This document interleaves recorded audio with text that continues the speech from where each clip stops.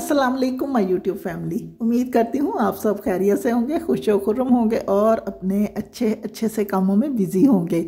अल्हम्दुलिल्लाह व्लॉग में आप सबको वेलकम कहती हूँ। आज मैं अपने व्लॉग में शेयर करूंगी किचन की क्लीनिंग और कुछ ऐसे ज़बरदस्त तरीके आपके साथ शेयर करूंगी जो कि हमारे किचन को और आपके किचन को चार चांद लगा सकते हैं। जैसा कि आपको मालूम ही है कि हर घर में किचन की क्लीनिंग ब्रेकफास्ट के फ़ौरन बाद स्टार्ट हो जाती है। चूल्हे से लेके किचन काउंटर टॉप और जितनी भी कैबिनेट्स और जो कुछ भी यहाँ होता है सबको सेट करके रखना होता है। तो यहाँ पर मैंने तवा रख दिया है। तवा आज बहुत ही अहम किरदार करने वाला है हमारे किचन की क्लीनिंग में। तो मैंने इसके ऊपर थोड़ा सा शैम्पू डाल लिया और साथ में थोड़ा सा पानी।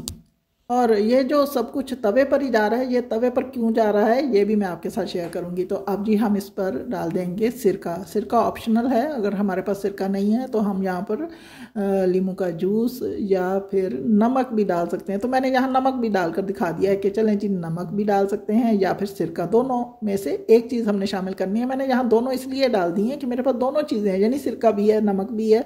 अगर आप अपने किचन को मुकम्मल ग्रीस फ्री यानी चिकनाई से पाक देखना चाहते हैं तो इस वीडियो को मुकम्मल देखिएगा। अच्छा जी, अब हम इसमें शामिल कर देंगे बेकिंग सोडा का 1 स्पून। और जैसे ही बेकिंग सोडा इसमें डालेंगे हमने तवे को फ्लेम से हटा लेना है और इसे उस चीज़ में उंडेल लेना है जो कि हमने पास रखी हुई होगी। अब जो ये लिक्विड तवे पर रह गया है ये भी हम ज़ाया नहीं जाने देंगे क्योंकि हम कर रहे हैं जी किचन की क्लीनिंग।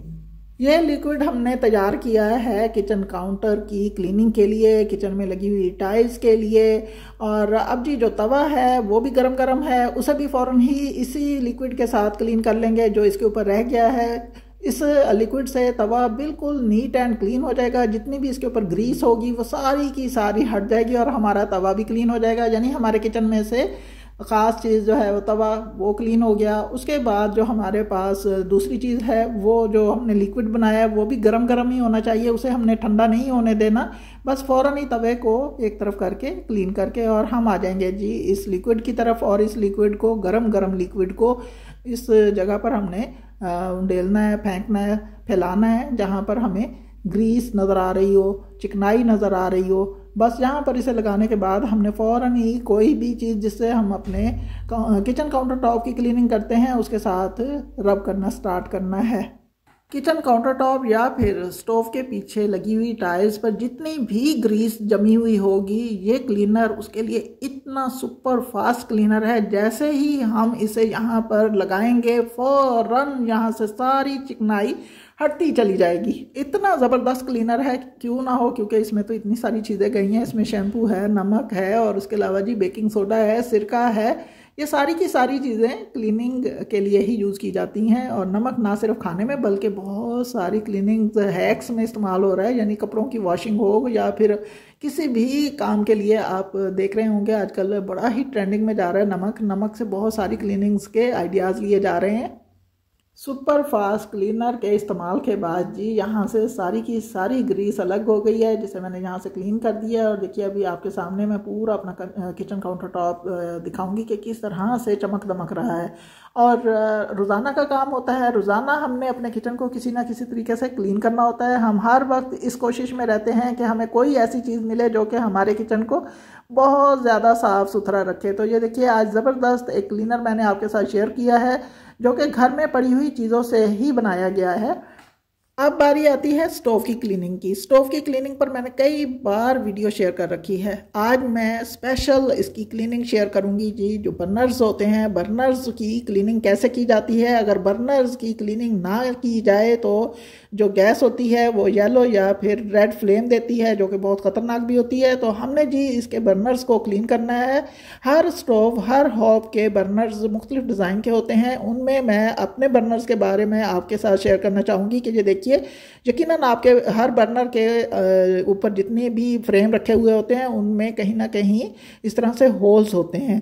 तो इन होल्स का ओपन होना बहुत ज़रूरी होता है। अगर ये बंद हो तो इसी वजह से गैस जो है वो इक्वल नहीं आ रही होती और इसी वजह से फ्लेम जो है वो मतलब कहीं से कम कहीं से ज़्यादा आ रहा होता है जो कि ख़तरनाक सूरत हाल भी अख्तियार कर सकता है। तो ये देखिए इसके तमाम के तमाम होल्स मैंने ओपन कर दिए हैं और साथ में ये देखिए इस पर भी इस तरह से लाइंस बनी हुई हैं। हैं बर्नर के यहाँ के। ये देखिए आपके सामने आपको नज़र आ रहे होंगे कि इन लाइंस का खुलना भी बहुत ज़रूरी होता है।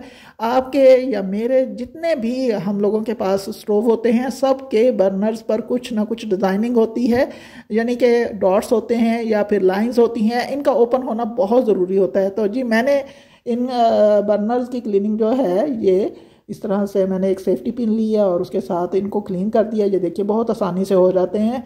हर बर्नर को हमने अपने तरीके से क्लीन करना है, जो भी चीज़ हमारे पास अवेलेबल हो हमने उसको क्लीन रखना है।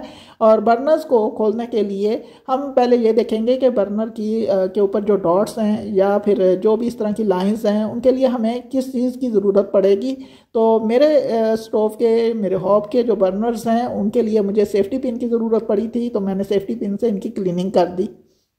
बर्नर्स को अच्छे से क्लीन करने के बाद अब जो फ्लेम आएगा वो बिल्कुल येलो या फिर रेड कलर का नहीं होगा, जो कि हमारे बर्तनों को बहुत ज़्यादा काला कर देता है। तो अब हमारे बर्तन भी ब्लैक नहीं होंगे।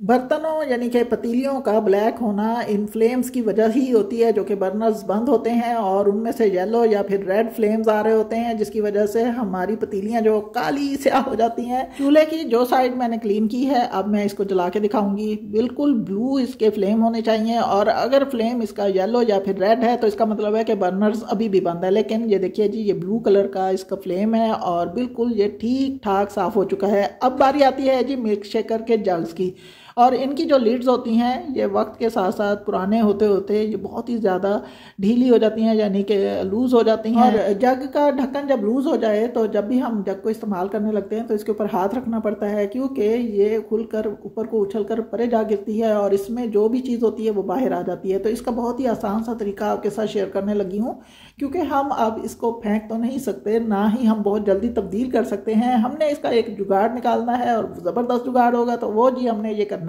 कि जो चीज़ भी हमने इसके अंदर शामिल की है उसके ऊपर, जग के ऊपर पहले हमने शॉपर लगाना है और ऊपर से हमने इस लिड को लगा देना है। ना अब हाथ रखने की ज़रूरत है और ना ही ये हिलेगा और ना ही खुलेगा। तो मैंने इस वक्त इसमें पानी डाला है और थोड़ा सा जी लेमन मैक्स लिक्विड शामिल कर दिया, क्योंकि मैं आज इस जग की क्लीनिंग कर रही हूँ। शॉपर के लगाने से ना तो इसके अंदर से लिक्विड निकल कर बाहर आया और ना ही लिड उछल कर परे जाकर गिरी है। तो बहुत ही आसान तरीका था ये। इसके बाद बारी आती है जी किचन में जो भी चीज़ हो उसको उसकी जगह पर होना ज़रूरी होता है। इस तरह से हमारे किचन में बहुत ज़्यादा जगह बनती है और किचन भी साफ़ सुथरा नज़र आता है, खुला खुला नज़र आता है।